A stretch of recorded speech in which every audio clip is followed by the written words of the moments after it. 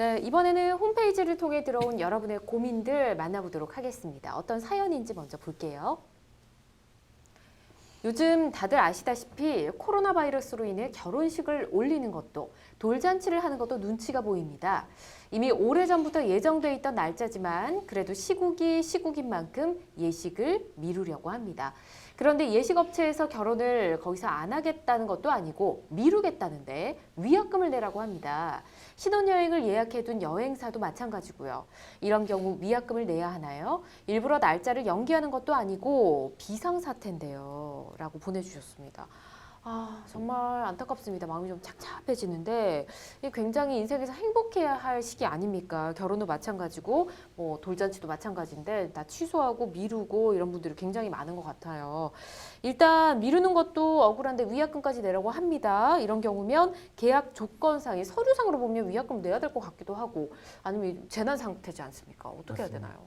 네, 맞습니다. 지금 뭐 연기를 하거나 이유 없이 계약을 파기하면 당연히 위약금은 내도록 되어 있죠. 네. 되어 있는데 그 전제는 뭐냐면 그 귀책 사유가 있는 거예요. 그러니까 채무자, 그러니까 우리가 말하면 이용자가 예. 되겠죠. 이용자의 귀책 사유로 취소를 하거나 예. 연기를 하거나 그러면 위약금을 당연히 내는 건 맞습니다. 위약 위반이니까. 근데 그렇죠. 이 사안 우리 지금 현재 시국처럼 당사자 쌍방에게 책임질 수 없는 사유가 있는 거예요. 그러니까 우리가 귀책 누구의 잘못도 아닌 겁니다. 예식장 네. 잘못도 아니고 이용하려는 사람 잘못도 아니고 이게 국가의 전염병이 돌아가지고 그렇죠.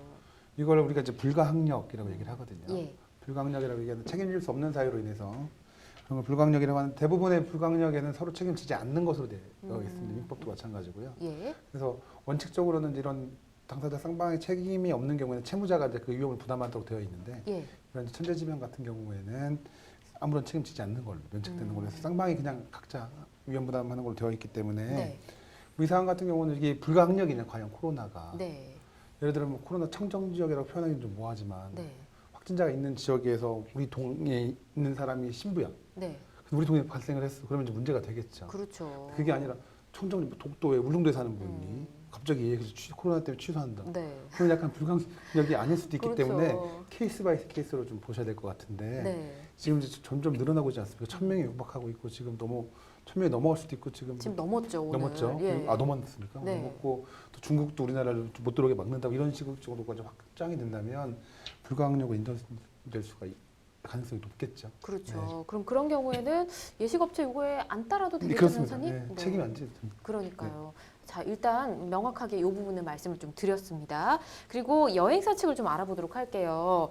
일단 지금 뭐 신혼 부부들이 이렇게 아프리카 쪽에 갔다가 입국도 못하고 돌아오는 경우가 있지 않았습니까? 근데 코로나 바이러스 심각성으로 여행을 취소한다. 위약금 부분 어떻게 해야 될지 최 변호사님 알려주십시오.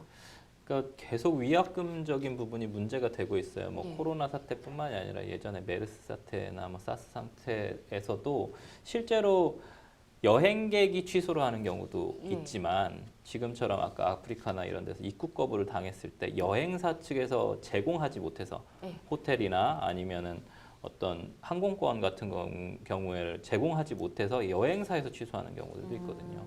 근데 이 위약금 관련된 부분이 표준 약관이나 이런 부분들에 사실은 아까 말씀하셨지만 뭐 천재지변 이런 쪽으로 표현이 되어 있습니다. 근데 네. 코로나19가 실제로 천재지변이냐 이런 부분에 대한 논쟁이 있는 거거든요. 그래서 메르스 사태 때도 천재지변으로 인정은 안 됐습니다. 그래서 정부에서 이제 지원금을 주는 형태로 해서 어느 정도 해결을 했는데 예. 이게 여행사 입장에서 여행사가 파산하는 경우들도 있거든요.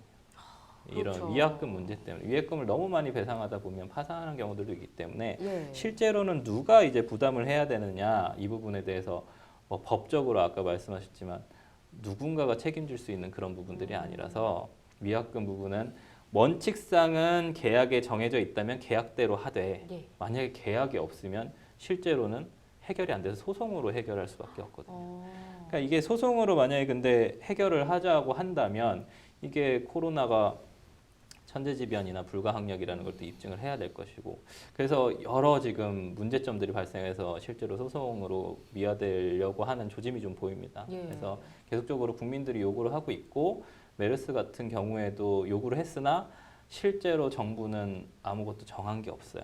지금까지도. 그래요. 그렇기 때문에 기준이 없기 때문에 지금 현재 공정거래위원회 이 문제가 그냥 단순히 하나의 어떤 기관 뭐 여행사와 고객 간의 문제가 아니라 네. 공정거래위원회나 뭐 문화체육관광부 그다음에 소비자들의 문제이기 때문에 또 한국소비자원의 문제가 되고 그다음에 한국여행협회 등에서 실제로 이 부분에 대해서 가이드라인 관련된 부분을 논의하고 있기 때문에 네. 그 논의가 빨리 좀 조속히 돼서 기준이 좀 생겼으면 좋겠습니다. 그래야 좀 아, 불필요한 분쟁들을 좀 없앨 수 있을 것 같아요. 법원으로 가는. 그렇군요. 네. 아, 여행사 부분은 굉장히 난감하네요. 이 네, 부분은 한 번 더 확인을 좀 해보실 필요가 있을 것 같습니다.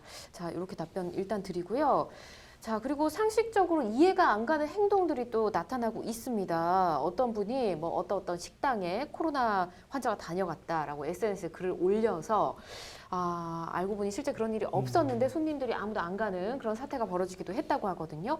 만약에 이게 고의로 그런 게 판단이 된다면 처벌을 받나요? 네, 업무 방해죄로 처벌받습니다. 아, 업무방해죄요? 허위 사실 유포해가지고 업무를 방해하면 처벌받는데요. 예, 지금 안 갔는데도 갔다라고 한 거, 명백한 허위 사실로 그렇죠. 밝혀졌다면 네. 업무방해죄 성립합니다. 처벌됩니다. 알겠습니다. 이런 행동 절대 하면 안 된다는 거 말씀드리고요. 그리고 우리나라에는 아직 그런 경우는 없는 것 같은데 중국의 경우를 보면 나 혼자 바이러스에 걸릴 수 없다 해서 지나가는 사람한테 뭐 침을 뱉는다 일부러 아니면 문 손잡이나 엘리베이터에 뭐 이렇게 침을 묻혀놓는다든지 이런 행동을 하는 사람이 있더라고요. 이런 경우는 어떨까요? 판례 같은 경우에는 에이즈 관련돼서 뭐 강제적으로 고의적으로 했을 때는 상해죄로 처벌하는 경우가 있습니다. 아, 그래요? 네, 그렇기 네. 때문에 불구나 난치를 유발하면 중상해죄 처벌도 가능하고 그쪽으로 아마 해결이 될 것 같습니다. 그렇군요. 네. 일단 법적으로 처벌받을 수 있다는 거 다시 한번 강조드리고요.